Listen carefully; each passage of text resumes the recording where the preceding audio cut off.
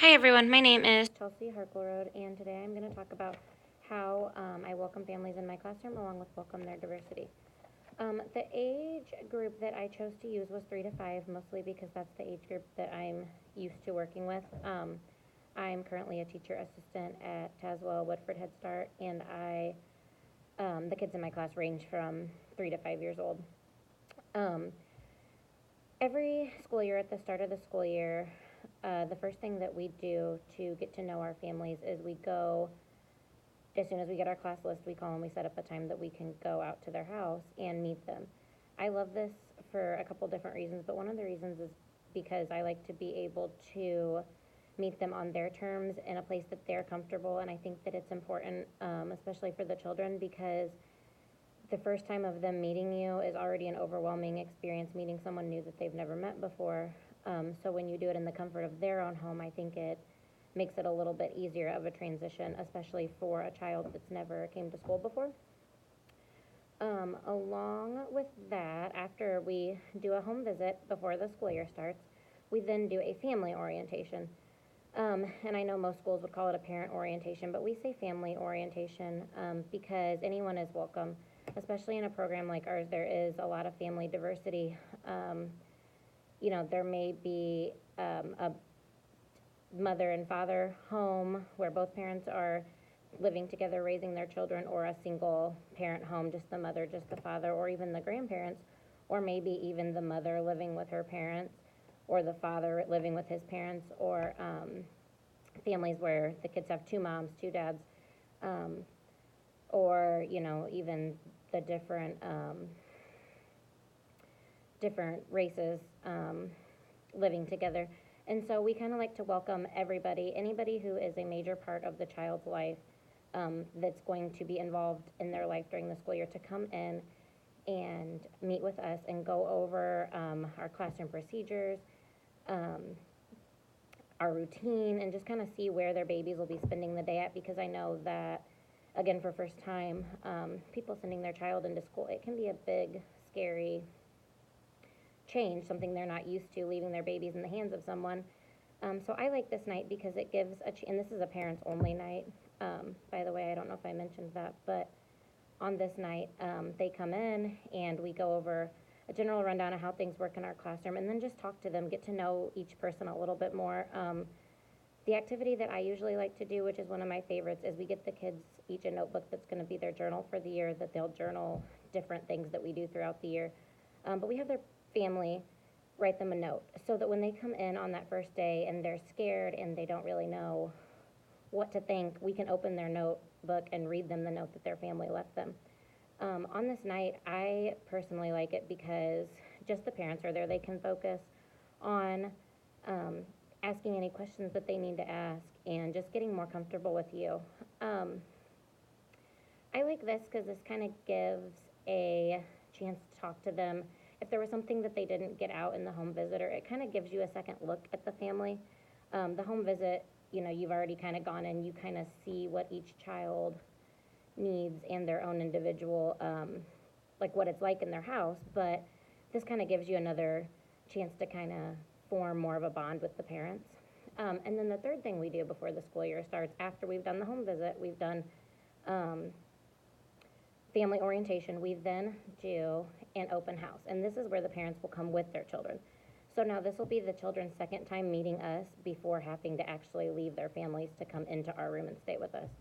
On this night, we usually have a fun little craft or activity and a snack for them in the classroom. And then they can come in.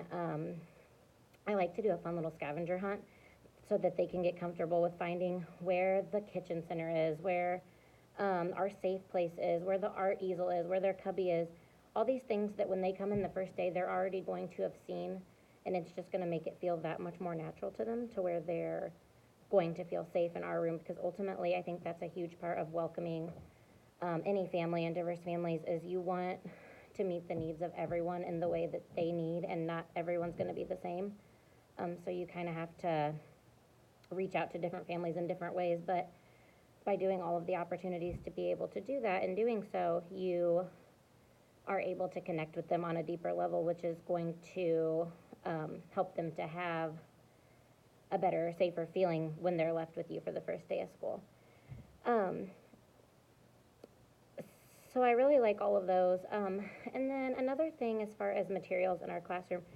So in my classroom, you know, we can have, the majority of our children speak English, but we do from time to time have children that teach Spanish. And I also, I think I love being able to just teach that to children. Some of the things that we have for like multicultural in our room is our center and different things that are labeled. We have it in English and in Spanish. So that not only is it natural for the children that speak Spanish to be able to look up and see that, but they can also start to connect it with some kind of English. And along with that, we have our colors in English posted on the wall, but we also, if I can post a smaller version of it in Spanish below it, just again as another learning opportunity, multicultural. Another thing in my classroom that I like to be able to use for family diversity is we have several different, I think this one is Spanish, but different books in a bag that are multicultural, that are different languages, different ethnicities, different family circumstances, all that we use with the children. And I think it's great because it gives some opportunity for diversity. And then also, this is my favorite. These are some people from our dollhouse. We use all, I don't know if you can see, but we have different colors of skin, different, and then we also have from all different diverse cultures people. So when people walk into a classroom, they don't just see all of one, and I think that that's another big part of making everyone feel welcome and feel like they belong and they're comfortable in your classroom. Another big thing is we always have our daily routine, what we're going to do each day, posted in several spots in the room. And we do this not only so that the parents can see what their child's going to be doing each day, but so that the kids, if they're at school and they're having a rough day and they really miss their mom and dad and they just want to go home, they can look right up at the board and they can see it. And they can be like, well, I've already done this, this, and this, so I've only got these few more things to do, and I get to go home. It's a great visual. Some children need a structure, and they need the same schedule every single day. If their structure is thrown off, it totally throws their whole day off. So this is great for them to be able to look and see that they're doing the same routine over and over and over every day. And one other thing that I wanted to touch on, this is my favorite, my personal favorite thing we do for diverse families that really helps blend family diversity and just makes everyone come together as a whole and feel like a family, is that everyone makes a poster. We send home a sheet of poster board at the beginning of the year, or a half sheet, a smaller poster, where they can put pictures of their family. This is a great opportunity because, at that point, all kids, that's just their family. It's not, well, I have my mom and my dad, or I only have my grandma, or I have my mom and my grandma. It's their family, and it's something they're proud of. Once they make these at home with their family, with pictures of all the special people they love, we bring these to school and we hang them up in our house center, and we also make a book with pictures in our safe place.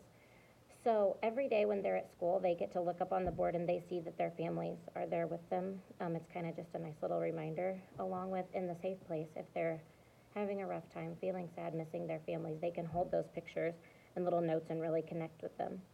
I think that that's everything that I wanted to touch on, but that is the way that I welcome family diversity in my classroom and do my best to include all diversities of people to make sure that they feel welcomed and safe. Thanks. Have a good day.